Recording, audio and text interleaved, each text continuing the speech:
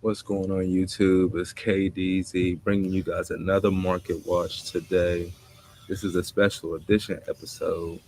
But again, of course, the reasons why I do these videos is because I have a huge passion for trading card games, guys. And I love talking about trading card games, and I love to build a community that feels the same way.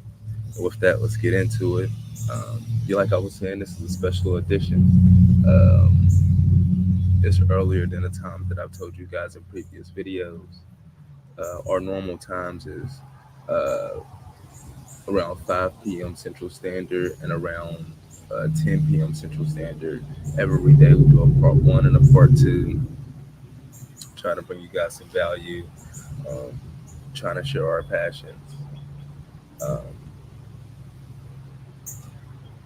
but like I said, this is a special edition because this is outside of that time slot. So that's what we're going to call this.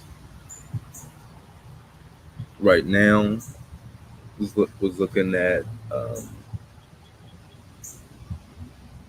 these new 25th anniversary edition booster boxes of like the first six sets that they created. I think I think it was nice by Konami. They When I first heard this, I was a little upset because I'm like they're just reprinting old cards. But when I think about it, like I was a child when these first came out, and I didn't understand the system of a trading card game and the idea of a booster box and the idea of a set list. So I didn't know where these cards were coming from. I just saw the anime and I'm like, yo, they have all of the cards in the anime in real life. I didn't realize that when they came out with Blue Eyes and Dark Magician, they didn't have Summon Skull out at the same time. You know what I'm saying? Like these things were, um, they were broken down into pieces. So from that regard, I'm like, yeah, that's kind of nice of Konami. To give us this right here, and it's outside of the Legend of Blue Eyes one, which is market price $72, rightfully so. It's the original one. Um, all of the other ones are around that $60 market price, which is pretty good. And there's quite a few listings, like quite a few people have bought into these, so they should be around for a while because people only have so much money. You know what I'm saying? You can't buy every single one of these, a whole bunch of every single one of these booster boxes that all dropped at the same time. They didn't. And I think that was cool too, just dropping them all at the same time as opposed to piecing them out throughout the year. Um, but you can't go in on all of these and then turn around and go in hard body on Duelist Nexus too.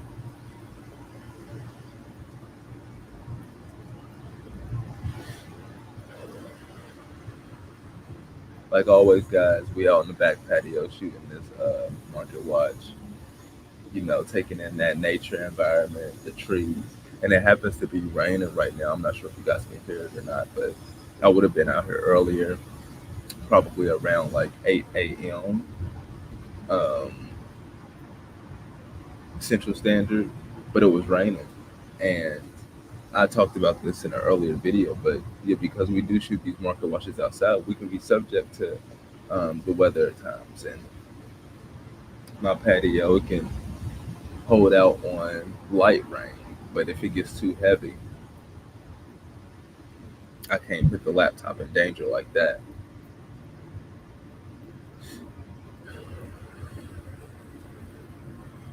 or myself for that matter. But nah. Um, yeah, out of these, they didn't do all six of the sets that they reprinted in the 25th anniversary uh, Legendary Collection. They didn't create a booster box for Dark Crisis. When I was growing up, though, uh, definitely probably my favorite set would be between Pharaoh's Servant and Dark Crisis, because it was like these sets when they really started dropping the effect monsters, and I thought that was really cool. Um, like the first few sets, there was a lot of normal monsters. Metal Raiders did have the Gate Guardians, which is cool, but I've never been a huge fan of the tunes. Like I think Pegasus is cool, But the Toon Monsters are a joke, if you ask me, like literally, and that's how they play too. They play like a joke, like it's not even funny. Every time I see Kaiba thrash Toon Monsters, I get a little bit of pleasure out of that. But oh, Spell Ruler gave us Cyber Drawer. That card is busted. Talk about speeding up the game. And cards like Confiscation. Okay, so Spell Ruler had quite a few effect monsters. Okay, it had the UFO Turtle Shining Angel. It had those guys. Um, Horn of the Unicorn. That's one of my favorite cards of all time, and I do not believe it even has a foil. We're about to go down the rabbit hole.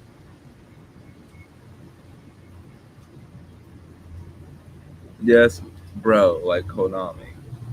If y'all don't give this card a foil, like come on, bro, y'all tripping. Not only is it really good, um, especially for that format, it's just like it's one of Yugi's most used cards. Like, can we get a secret rare one? Like, can you not speed dual secret rare one of the unicorn into there? Did he use one of the unicorn in Battle City? If he didn't, that's disrespectful.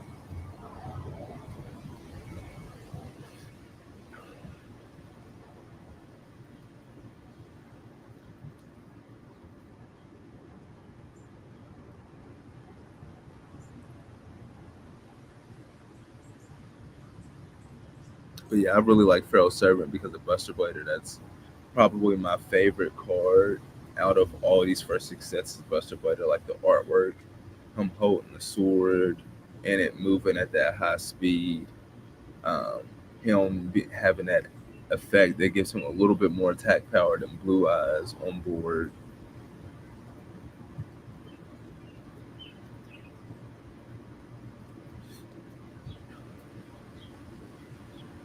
Just looking at these cards makes me want to go back and watch Battle City again. But that's what I'm talking about. Because the lore of these cards was connected to the anime, and the anime was a different form of media that showed things in a different light, it hits you on different levels, which is one of the reasons why the shareholders were upset at that shareholder meeting because new players are not being brought into the game, like how they captivated us with Yugi and Kaiba and Joey back in the day. I mean, that's how I feel like I don't understand why don't they just reboot the first anime, just that one, and then like reboot it with all of these newer cards, all the new. It would be unique to do it like that. I mean, just reboot it, have Kaiba be like making all these new game mechanics, even though he didn't actually do that. That is interesting. How would they reboot it? They would have to like take Kaiba and Yugi and like thrust them into the future or something. But that's not like truly rebooting it because I wanted them to like just do the old one just for like better animation and stuff. But I don't think you can really. It won't translate like that. Won't translate because the first Duelist Kingdom, like without those rules of not having a sacrifice, unless they like made an alternate format in real life, like unless they made a Duelist Kingdom format where you didn't have to sacrifice,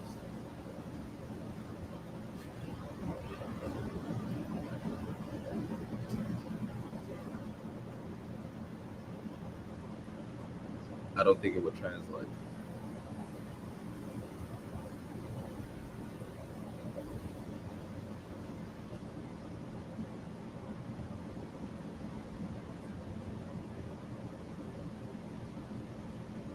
But yeah, I really like this set, and then I really like Dark Crisis because it used the cards from the Noah arc, like Shinato, and like the monsters have more complex effects in here. Like they were the most, they seem like the artworks were they seemed far more detailed than a lot of the previous sets.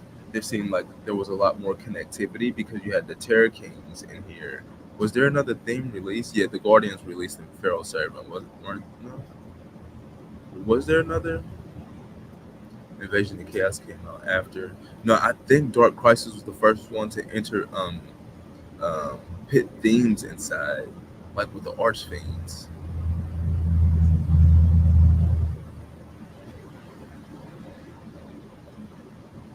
And like there started to be, did they do the Guardians and the Archfiends?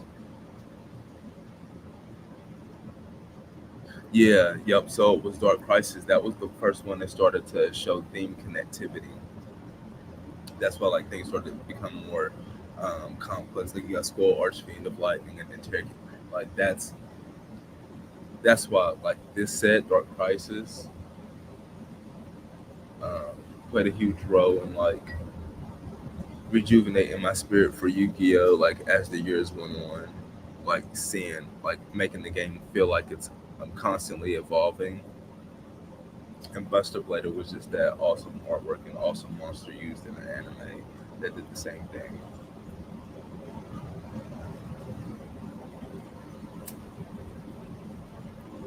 Looking at these prices though, I mean, like I said, the booster boxes are priced fairly well, and then just as you would expect though, the cards that were most expensive before or have the most meaning throughout the anime are the most expensive cards, like Black Skull Dragon, $20, Summon Skull, $20, and Metal Raiders. They're leading the way. Time Wizard next with $17, Mirror Force next with $15, leading the way. Surprisingly, Gate Guardian is down there at $6, but Spell Ruler, uh, you got the Liquid Duo over here at $24, leading the way. Then Blue Eyes Tomb Dragon at $23. Snatch Steel at 14, Relinquished at 13, and Tomb Summon Skull at 12. Legend of Blue Eyes, of course, Blue Eyes White Dragon, $44. Red Eyes Black Dragon at $30. Oh, that is something unique that they did. Instead of Red Eyes Black Dragon being Red Eyes B Dragon, it's Red Eyes Black Dragon. It's spelled out. So that's interesting. I wonder, that's probably why Red Eyes Black Dragon's price is $30. You have Exodia the Forbidden One, $30, Dark Magician at 20, and then you got the rest of the Exodia pieces all above $10, between that $10-15 mark, rounding out LOB. Pot of Greed down here at 3 for the rare. Interestingly enough, they have not reprinted Pot of Greed into Speed Duel. Oh yeah, you can. If you do, you're gonna have to limit it to one immediately. Yeah, because you only got 20 cards in there. You'd have to limit it to one immediately. They can't put Pot of Greed in Speed Duel. They can't do it. That card just can't even be printed in Speed Duel.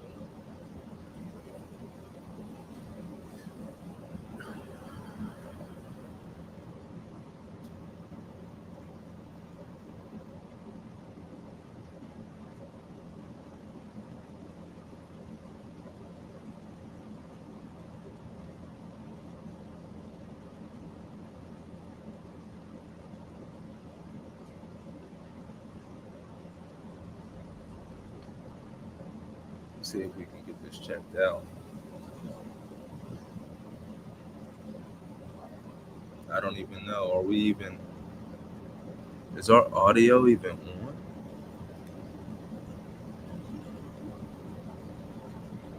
Is okay. Quality check 1 2 1 2.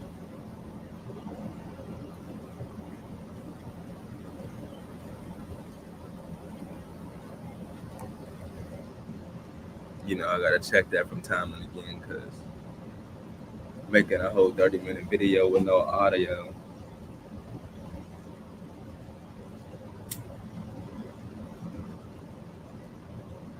it can get pretty busted.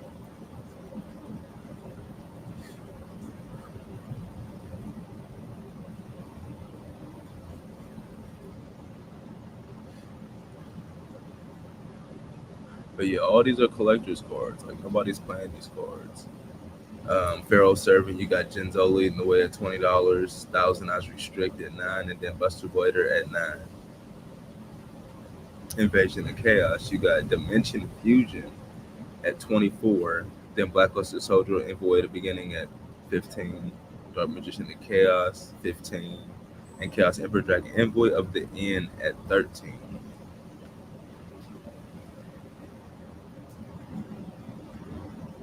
And then Dark Crisis, they didn't give a booster box for, which is just that hurts my soul because that's probably would have been the one I would buy. And I looked at the packs. The packs were about $5 a pack.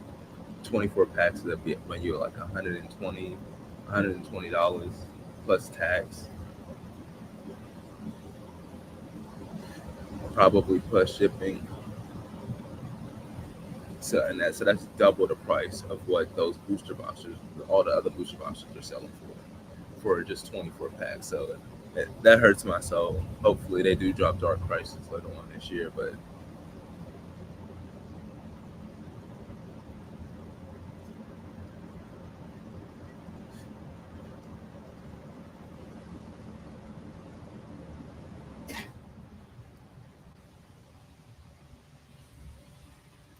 yeah, I wanted to check out Monsters Revenge because now that the community got a new piece of candy on the market, it's like this is not the newest set on the block anymore. And Zeus, people want they prismatic secret, well not excuse me. People want their quarter century secret rare and their starlight rare Zeuses.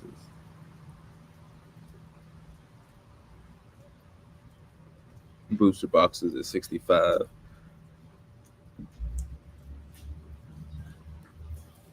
Yeah, Zeus is coming in over here, market price 145, but as low as 209. So there's a $60 difference between the market price and the actual listing price.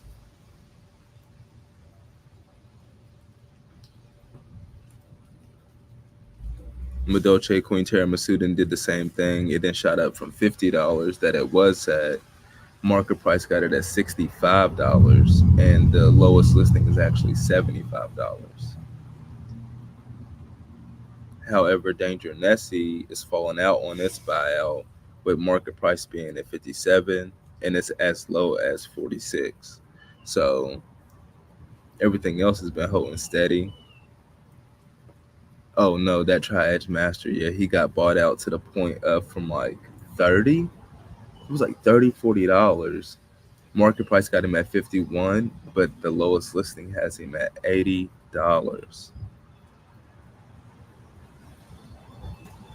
And then number 92 Heart Earth, that was around $30, but it seems like a lot of people have attacked it because now it's market price 35 and it's as low as 40 with only 22 listings. And I want to say it had upwards of like 40 listings.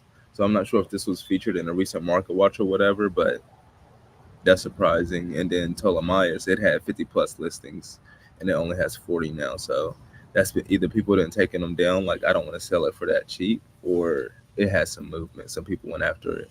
For some reason, Azalea is still the top card in this set. And Assault Synchron is holding steady at 8.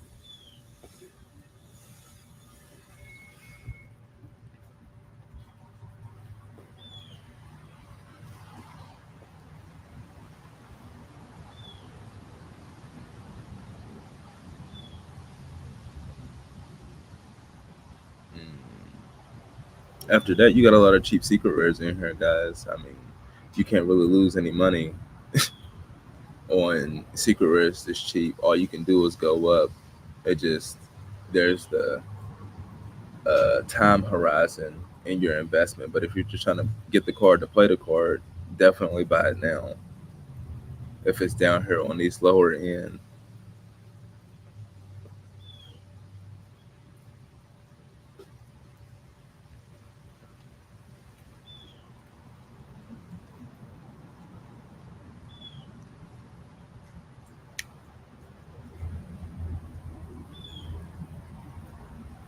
what else we got over here?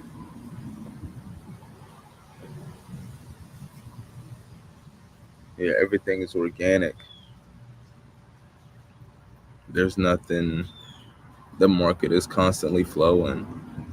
Looking at Amazing Defenders, it's holding steady at $67 price for the booster box. That's that's pretty decent for a deck building set. That oh well, the Rescue Ace Turbulence then went up to $10. I don't remember Turbulence being this expensive. Yeah, this thing in April, this was a $2 card. February to April, this was a $2 card. And then at the end of May and beginning of June, this just shot up. I haven't seen one top deck profile of Rescue Ace. I'm gonna have to go back and do some more research.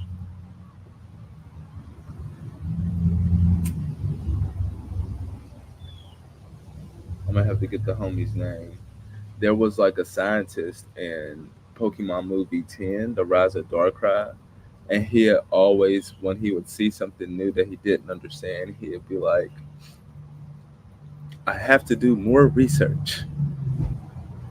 Like, it was so funny, but I loved it. That was one of my favorite quotes.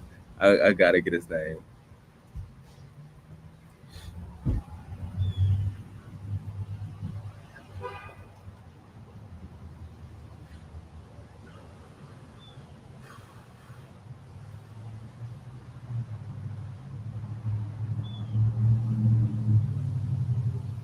Mechanica, I wanted to, well, Pearly, that is a meta deck, and I've seen many a top of a Pearly.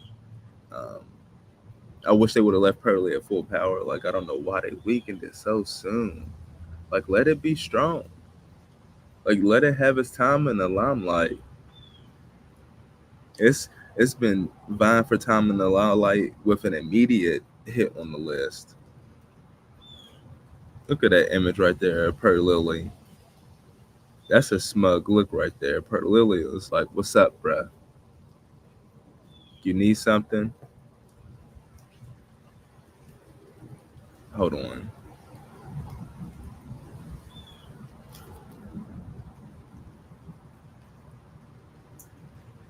Then they still don't have the artworks for OTS Tournament Pack 19. What kind of stuff is that, TCG player? I mean, you got Skill Drain over here, Ultimate Rare, $30. Fall in the Albaz, Ultimate Rare, $30. Water Enchantress, Ultimate Rare, $25. The Water Enchantress, I mean, it just got the quarter century secret, so it would not make any sense to really buy Ultimate Rares. For some reason, they put Fairy Tale Snow in here in common again for some odd reason.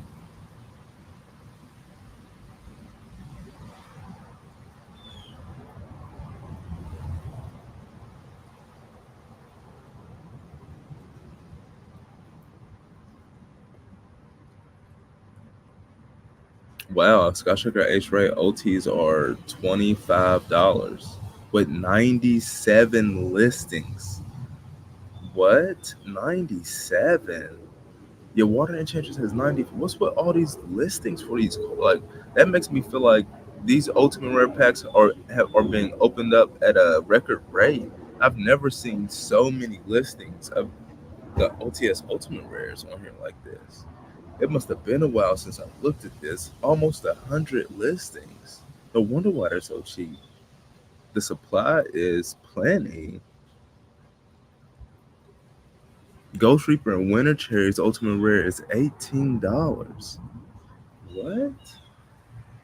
This is a hand trap that comes in and out of formats max rarity. Aluber is 20. Aluber only got 30 listings. It's still just 20.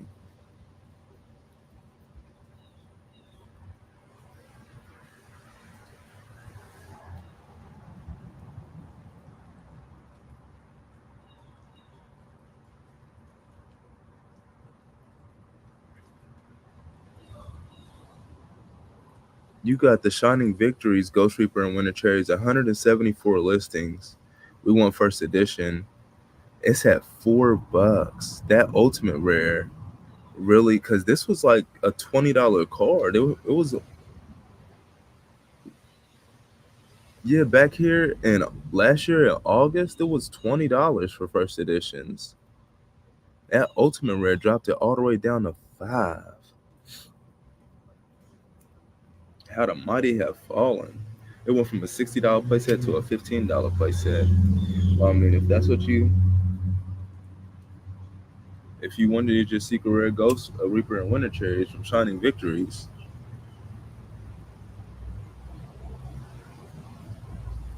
yeah, we're going down the rabbit hole. Shining Victories, this is one of my favorite sets. Like this set came out right before I got back into the game. I got back into the game right when um, Invasion Vengeance dropped, and I didn't realize that it had dropped. I didn't start paying attention to like the sets. I didn't learn about this website until like I think it was early 2017, and I saw a market one of John's market watches, House of Champs market watches, and I was like, "What is this website that has the cards listed like this?" And I seen it on this channel. It was freaking TCG player. Logged in, was like, "Wow, mind blown." I was buying my cards off of Amazon. Mine was blown. I was doing this. This is what I was doing. We're going down a trip down memory lane now.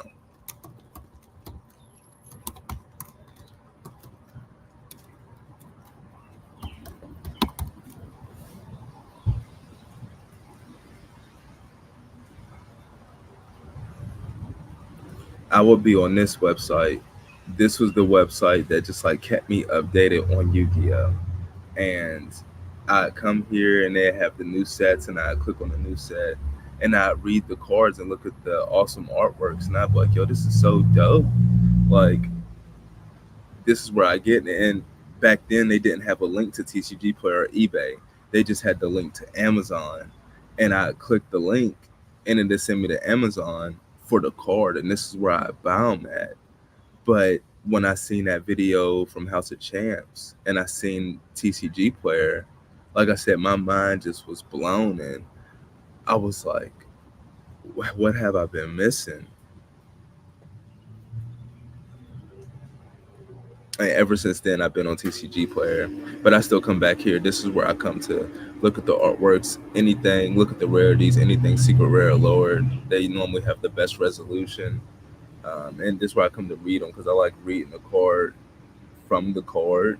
I don't really like reading the effects of the cards on TCG Player, but yeah, this is still one of my favorite sites for Yu-Gi-Oh content. They just don't have like they've become more advanced on this website. Still like the ultimate rares, like they have OTS pack set lists like this, but the ultimate rares just don't look very good with how they upload the images. Let's get this Amazon out of here. We're not Amazon shopping no more. Even though I heard that Hasbro was dumping more Magic product on Amazon. I haven't did my research on it yet though. Was his name Quentin? I swear I think his name was Quentin. We about to look it up real quick. Um,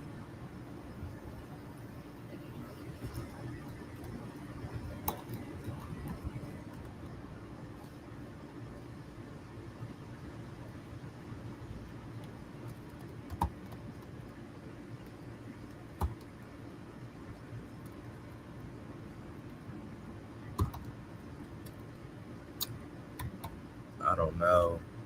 Let me see.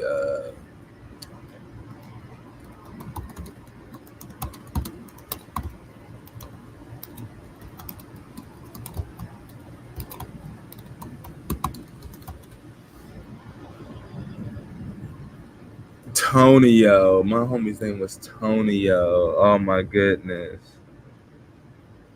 Tonio. Yeah, this was the guy. He had hit him over the dome. I need to do more research.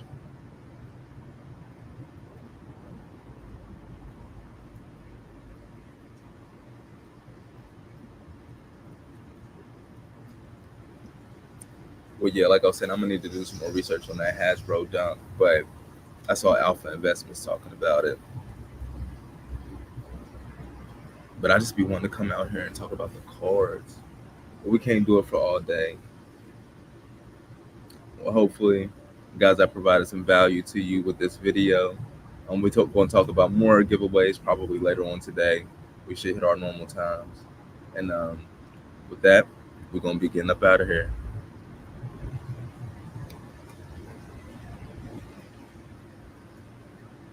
Peace.